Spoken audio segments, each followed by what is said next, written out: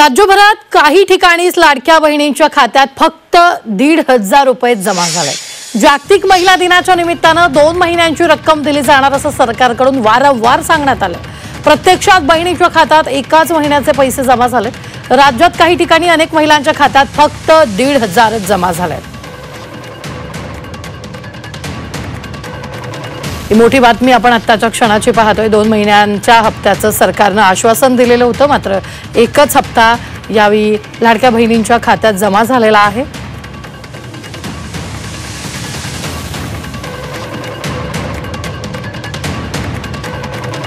प्रत्यक्षात एकाच महिन्याचे पैसे लाडक्या बहिणींच्या खात्यात आलेले काही ठिकाणी असं झालेलं आहे।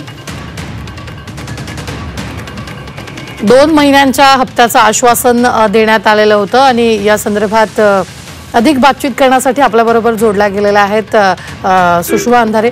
ताई, आपण जर पाहिलं तर 2 महिन्यांच्या हप्त्याचं आश्वासन देण्यात आलेलं होतं। कालपर्यंत अगदी मोठी घोषणा करण्यात आलेली होती की 2 महिन्यांचा हप्ता बहिणींच्या खात्यात जमा होईल, मात्र एकच हप्ता 1,500चा बहिणींच्या खात्यात जमा झाला।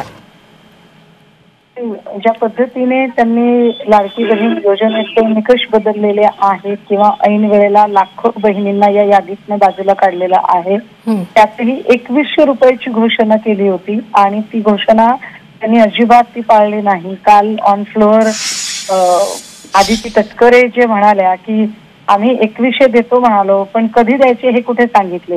ही शुद्ध फसवणूक आहे। म्हणजे महिलांना फक्त आणि फक्त निवडणुकीत त्यांची मतं घेण्यापुरता निवडणुकी जुमला म्हणून या लाडकी बहीण योजनेचा वापर केला आणि आता चक्क फसवणूक करत, खरं तर सरकारचे 3 महिने पूर्ण झालेले आहेत आणि त्यानुसार किमान 1,500ने जरी म्हटलं तरी 4,500 रुपये त्यांच्या खात्यात यायला हवेत, मात्र 1,500 रुपये त्यांच्या खात्यात देणं ही सगळ्या बहिणींची फसवणूक आहे आणि सरकारने त्या फसवणुकीबद्दल जाहीर माफी मागितली पाहिजे।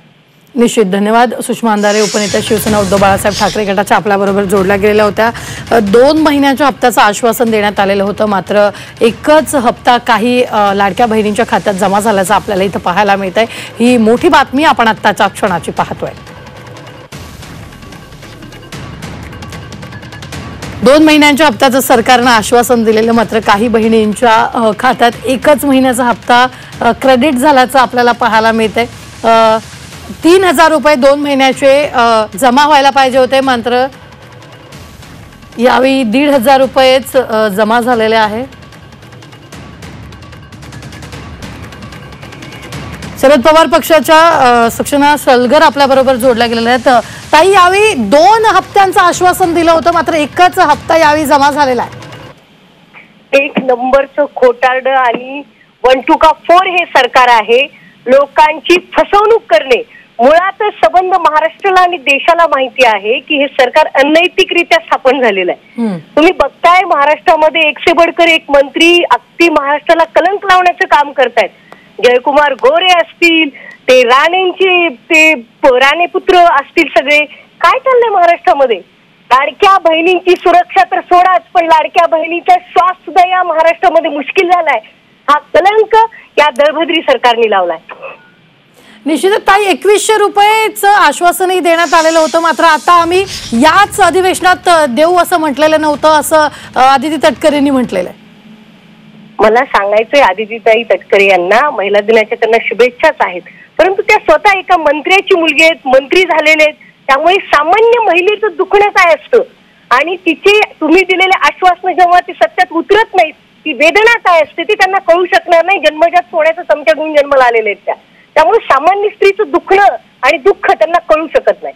ही फसवणूक आहे, त्यांनी महाराष्ट्राची माफी मागितली पाहिजे, पदाचा राजीनामा दिला पाहिजे। निश्चित धन्यवाद। सक्षना सलगर, राष्ट्रीय अध्यक्ष युती राष्ट्रवादी शरदचंद्र पवार गटाच्या आपल्या बरोबर जोडल्या गेलेल्या होत्या। प्रत्यक्षात एकाच महिन्याचा हप्ता खात्यात जमा झालेला आहे। 2 महिन्यांच्या हप्त्याचं आश्वासन देण्यात आलेलं होतं।